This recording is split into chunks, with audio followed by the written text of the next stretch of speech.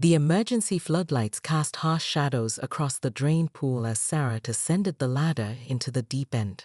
Her partner, Detective Rick Kowalski, stood near a section of cracked concrete where Karen's crowbar had done its work. "What did you find?" Sarah asked, stepping carefully around the debris. Rick pointed to a hole in the pool's foundation wall, about 3 feet wide and jagged around the edges. The damage from her rampage broke through to what looks like a natural cave system. "But Sarah, there's something else." He shone his flashlight into the opening.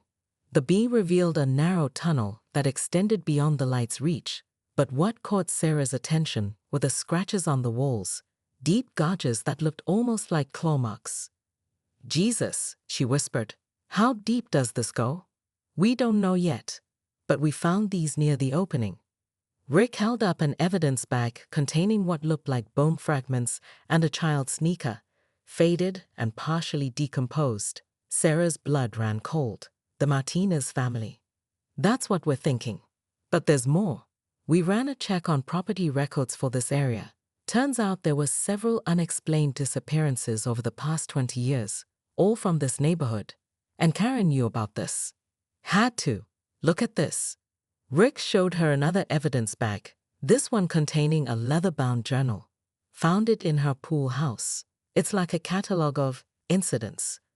Dates, names, descriptions of what she calls necessary interventions." Sarah's phone rang. The caller ID showed it was the station. "Martine is here." "Detective, you need to get back here immediately. Your suspect is asking for you specifically. She says she's ready to tell you everything, but only if you come alone." Sarah looked at the gaping hole in the pool foundation, then at the evidence bags in Rick's hands. "I'll be right there."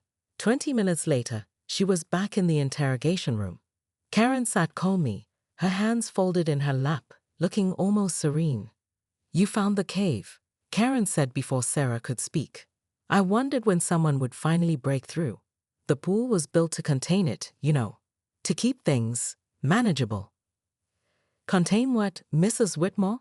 Karen's smile was sad now, almost wistful.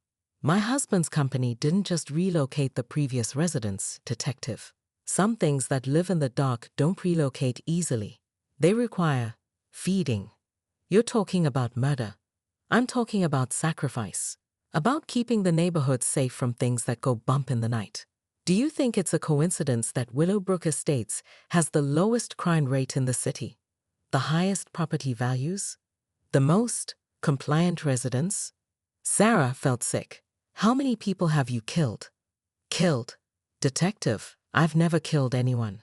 I simply guided certain problem residents toward understanding their civic responsibilities. And when they couldn't be guided," Karen shrugged. "Well, every community needs to handle its trash disposal somehow." "You're insane." "Am I?" "Check the statistics, Detective. Check the crime rates, the property values, the resident satisfaction surveys. I've been the perfect HOA president for 17 years. The only problem is that Jessica Morrison doesn't understand the sacrifices required to maintain such perfection." Sarah's phone buzzed again. Another text from Rick. "Cave goes deeper than we thought. Found at least 6 more bodies. This is big. Mrs. Whitmore, you're under arrest for multiple counts of murder. You have the right to remain silent." "Oh, I'll remain silent," Karen interrupted, standing calmly. "But Detective, you might want to warn your new HOA president that some traditions shouldn't be broken. The residents of Willowbrook Estates have certain expectations, and without proper management, they tend to get restless." As the handcuffs clicked into place, Karen turned to look Sarah directly in the eye. "By the way, Detective, what's your home address? I do hope you don't live in a neighborhood with an active HOA. They can be so demanding." Sarah felt a chill run down her spine as she led Karen from the room. Through the window, she could see the flashing lights of emergency vehicles surrounding the Willowbrook Estates pool. But what worried her most was the thought of Jessica Morrison, the new HOA president, sitting alone in her house tonight, completely unaware of what she'd inherited. And somewhere in the back of her mind, Sarah couldn't shake the feeling that Karen's arrest might not be the end of the story. it might just be the beginning. Detective Sarah Martinez had seen plenty of HOA disputes in her 15 years on the force, but nothing quite like this. Across the metal table in interview room 2, Karen Whitmore sat with her arms crossed, her once pristine sundress now stained with pool chemicals and mud. Despite her disheveled appearance, she maintained an air of imperious dignity that made Sarah's jaw clench. "Mrs. Whitmore, you're facing charges of destruction of property, trespassing, and disturbing the peace. The damage to the pool system alone is estimated at $15,000. Karen snorted. "$15,000? That's pocket change compared to what I've saved this neighborhood over the years. Do you know how many code violations I've prevented? How many property values I've protected? That's not really the point here, isn't it?" Karen leaned forward, her eyes gleaming with an intensity that made Sarah uncomfortable. "Detective, how long have you lived in this city?"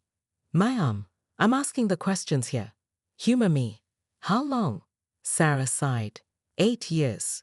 "Then you wouldn't remember the Greystone incident, or the Martinez family disappearance. No relation to you, I assume." A chill ran down Sarah's spine.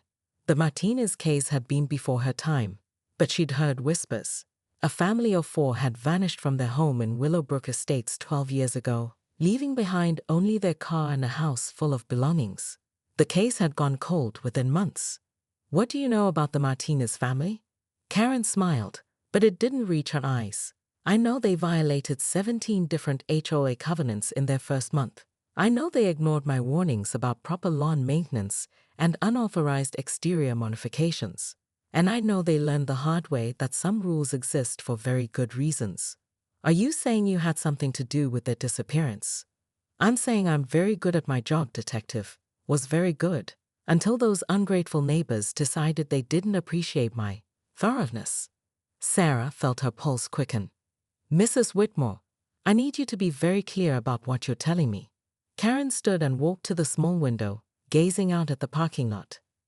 "Willowbrook Estates isn't just any neighborhood, detective.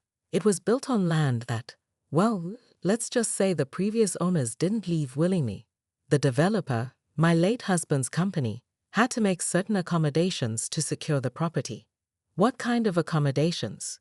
"The kind that require constant vigilance. The kind that need someone who understands that some rules aren't just about aesthetics, they're about survival." Sarah's phone buzzed. A text from her partner. "Found something at the pool. You need to see this." "Mrs. Whitmore, I need to step out for a moment. Don't go anywhere." Karen turned from the window, her expression almost pitying. "Oh, detective, I'm not going anywhere.